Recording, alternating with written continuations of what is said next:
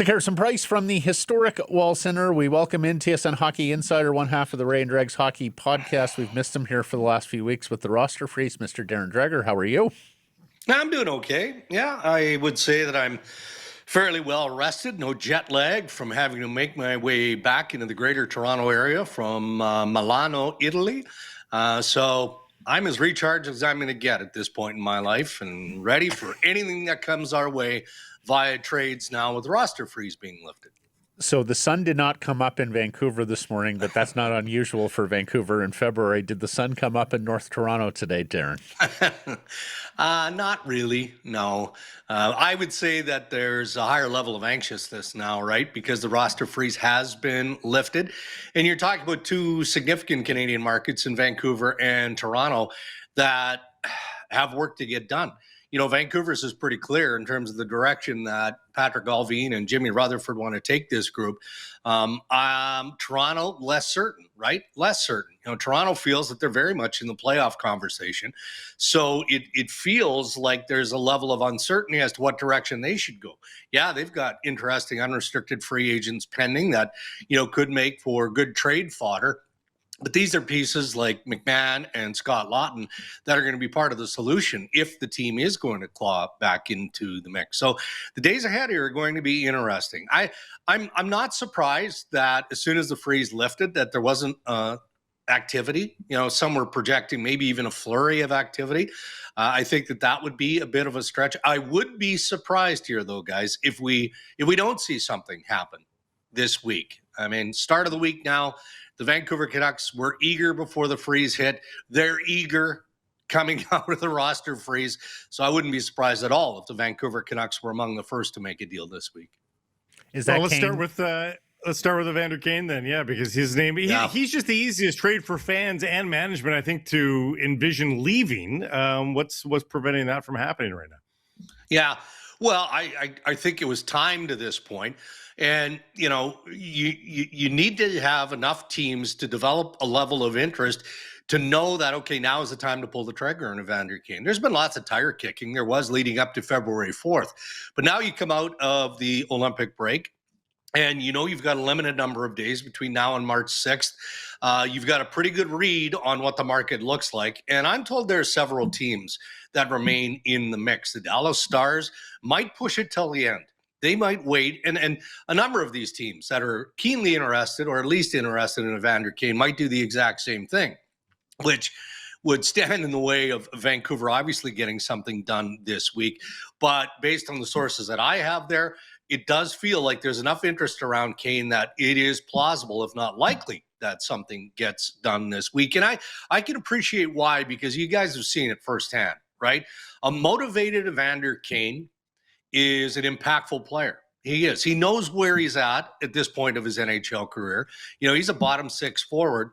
But if you can add a guy who can skate with that grit and who has short-term hunger, and that's what he's looking at, you know, to the remainder of this, to the end of this season, then especially teams in the Western Conference, they've got all kinds of time for that. So let's see what transpires. But he's certainly high on our radar, and the agent seems to think that something might get done as well.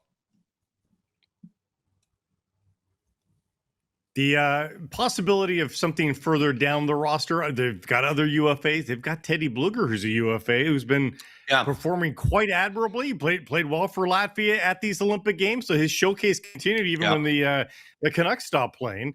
But he's also been a pretty great leader for this team. Which side of the ledger is he on? Or is he on the re-signed ledger? And I think, and people have brought up the, hey, trade him and then bring him back. We know that very rarely happens.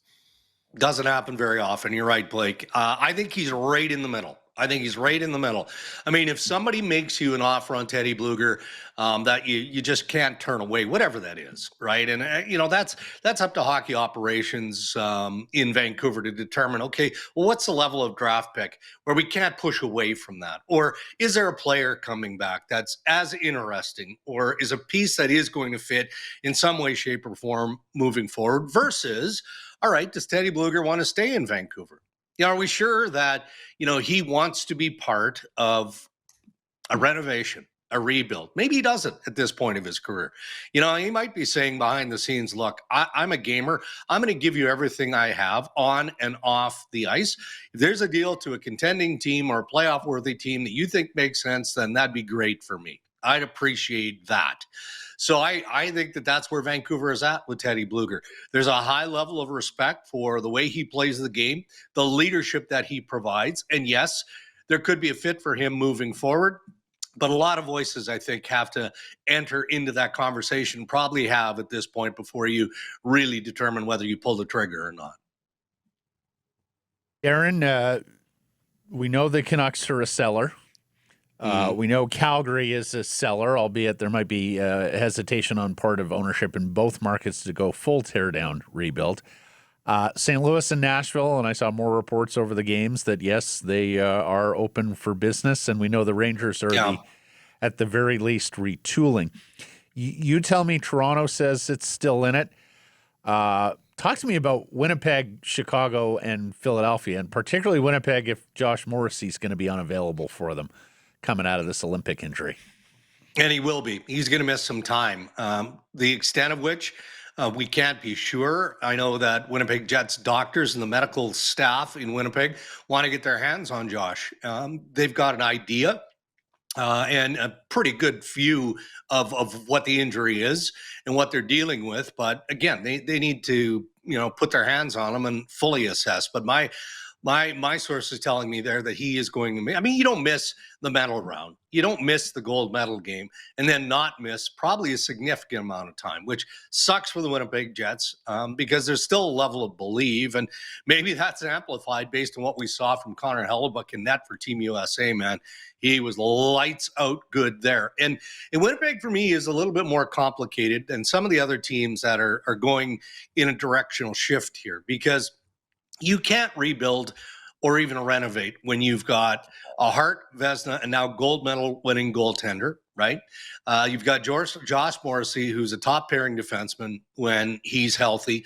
And you've got Mark Scheifele, who's a number one center on just about every team in the National Hockey League. So you got to fit and work around those pieces. So I think Winnipeg is going to get to a place here in the near future where they got to bite down on Logan Stanley. What are we doing? Are we going to pay this young guy what the market is going to dictate? Or are we going to try and fetch a first-round draft pick for Stanley? So I think that's probably more likely than not where Winnipeg is concerned.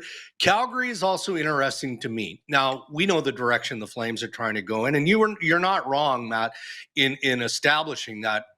You talk about Vancouver, Calgary, pretty much every Canadian market, every market in the National Hockey League, who's kidding who, has strong ownership voices involved in the decision-making of hockey operations. And I do think that gums it up a little bit in Calgary.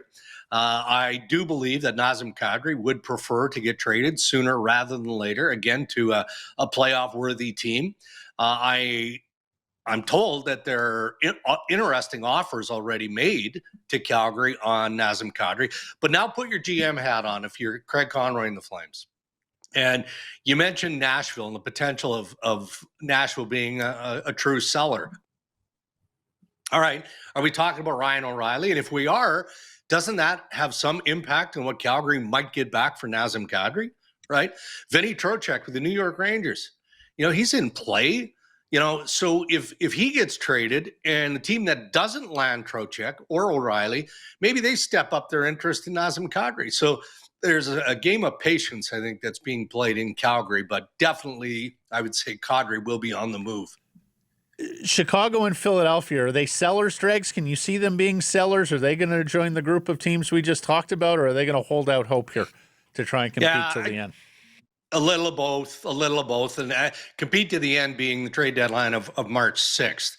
I think Philadelphia would prefer to do more of their heavier lifting in the offseason, but that's not to say that Danny Briere isn't going to, move a piece or even pieces, but not to the degree that the Philadelphia Flyers have done in the past, right? Again, unless somebody inquires on a veteran, experienced player that maybe has been on the periphery of trade conversation, trade interest of other NHL clubs, that a team finally steps up and Briere and company go, okay, all right, well, we have to move on that. And I would apply that same logic to Kyle Davidson and the Chicago Blackhawks. They know that they've got to continue to build. They know what they've got in Connor Bedard, and they know what they've got in some other younger pieces in Chicago. So it's less about tearing down and all about the building up in Chicago. And maybe that's where it gets a little bit more complicated because, frankly, guys, as we've seen year in and year out, that's hard to do at the trade deadline. And more likely the work gets done around the draft or in the off season. But, Chicago has some pieces that, contending teams might have interest in. So that's the area of where Davidson, the Blackhawks, might be more involved in. Yeah. It's going to be interesting because, you're in a good spot right now. I think if you're Vancouver, some sellers have joined the market, but it's not a wash in sellers. I still think it's a seller's market. Could change if the likes of those teams or the Ontario teams, Jersey, Florida, any of them enter the selling fray. Sorry, Blake. Canucks look like they're in pretty good shape for the best draft lottery odds, but nothing's a guarantee. I do wonder how much an Olympic performance from a guy like Macklin Celebrini starts to make GMs near the bottom really want to get that first overall pick, knowing what a young player can blossom into at such a young age now. And an 8-point night for Gavin McKenna doesn't hurt over the weekend as well. If you are 28th in the league, boy, do you want to be 31st now at the very least, if not 32nd, right? Yeah. I mean, not that Gavin McKenna's stock needed to rise, but I think it was fair to question his positioning as the coveted first overall pick early in his season with Penn State. There's a transition that is required, right, to step from major junior hockey into Division I hockey in the NCAA. I mean, that goes without saying. And the growing pains at times were obvious. And then you have the off-ice stuff, and none of us will condone what happened, but given the facts now that we can all consume and have, I don't think in any way, shape, or form that dust-up hurt Gavin McKenna's position. It might have improved it, to be frank here, by a lot of NHL clubs are going, okay, this guy's a stand-up dude looking after his family. Yep, no problem with that. Let's see how it plays out. And it looks like it's going to play out in his favor, but it didn't hurt him at all. And now he's backing it up with the elevation of his game and the point collection of his game in a men's game at Division I level. So, I'm not advocating. It doesn't matter to me, whether he goes first overall, second overall, third overall, does not matter. But to your point, Blake, I think when you put all of those things into that pot, if you're a team that is drafting in the top 3, top 5, I think you like the collection of players that you have. I pause though, I can appreciate why you bring up Macklin Celebrini based on age and what the San Jose Sharks have in him. I don't like the word generational when you try and attach it to a player. How many generational kids can you have in one era? Connor McDavid is a generational player. Stop. Macklin Celebrini, he's in that conversation. Absolutely. But I think he's just in a completely different bracket to what we're going to see in the foreseeable future.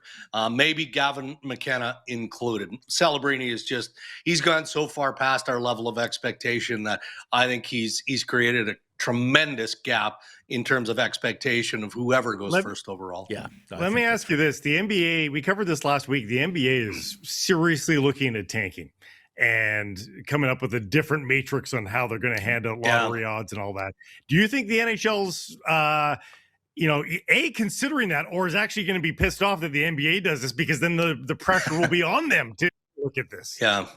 I've had this conversation with the commissioner's office before, and I actually share their opinion, and I haven't had it recent, but the opinion of the commissioner's office is you cannot tell coaches to tank, and you cannot tell players to tank. Now, you can change who the players are, and most definitely there are hockey operations departments that are going to lighten their roster in the days ahead here and aren't going to give their coach or their lineup any sort of help in any way, shape, or form. All right. Is that a modified version of tanking? Maybe. But it also gets more difficult if we're talking specifically about this year, because let's see how many players are going to be good to go coming out of the Olympics here, right? And we're talking about Olympic players, but, the condensed schedule, no doubt about it, had a heavy influence on the number of players with groin injuries and knee issues and all of that stuff until the Olympic break. And the schedule is just as condensed coming out of the Olympic break. So, are they really going to be watching load management and all of that stuff right down to the wire till game one of the playoffs? Not for me. Not this year. I think they'll be interested in what or if the NBA takes that approach, but I don't think it's front burner stuff for the NHL head office. Lastly, for me, Dregs, Hockey Canada, the goal is always gold, right? We're not celebrating silver medals in that National Sports Federation like we might be in speed skating or snowboarding. What do you look? There may not be a royal commission, but at very least a postmortem. What do you see coming out? What can you foresee for the Hockey Canada and the Olympic team going forward? Yeah, postmortem at all levels, men's, women's. There was for the World Juniors, and that conversation will continue into the off season. Is the process screaming for change? No, I think that's an exaggeration. But level of disappointment. I mean, all you had to see was a look on Nathan McKinnon's face when they handed him a plush toy to go along with the silver medal.